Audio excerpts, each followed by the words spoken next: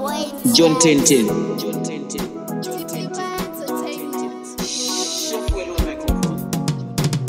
Baba yakauya kusoka nekuponda asimi makauya neupenyu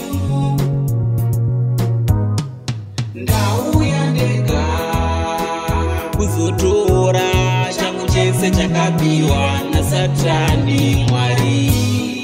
Ndauya ndega kuzotora changu chese chakabiwa naSatani Mwari.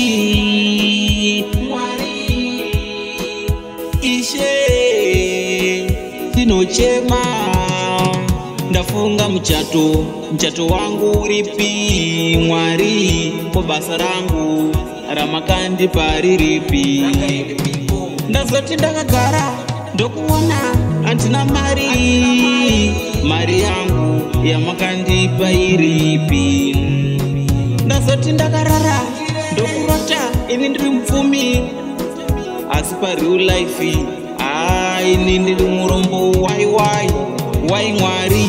Vamwe vane good life, vamwe vane good health, vamwe vachivaka, ini ndichiroja. Why? Ndabvunza Mwari. Vamwe vanomukira kumabasa, ini ndichingotenderera. Why?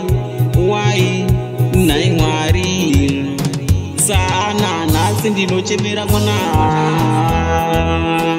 saDavid muipewo umambo, saSoromoni Mwari ndipewo uchenjeri. Mwari nhasi ndauya ndega kuzotora changu chese chakabiwa naSatani Mwari.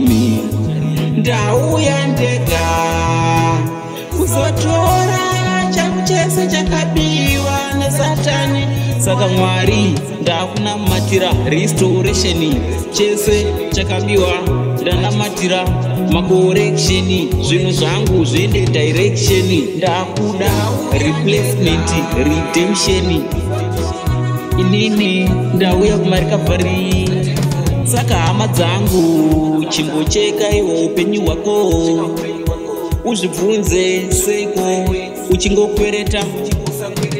Shokoroti hatizi vakwereti, asi tiri vakweretesi. Zvibvunze izvozvo. Why? Ita shungu nekuramba uchiroja iwe. Ita shungu nekushaya mwana. Tati ita shungu nekushaya mari, shungu nekurambwa. Usangoti ndizvo zviripo. Aiwa, ramba nhamo iwe wakabirwa naSatani. Irwisawo Satani, ngatirwei naSatani. Ndiye akaba, ndiyo mbavha yeupenyu hwedu.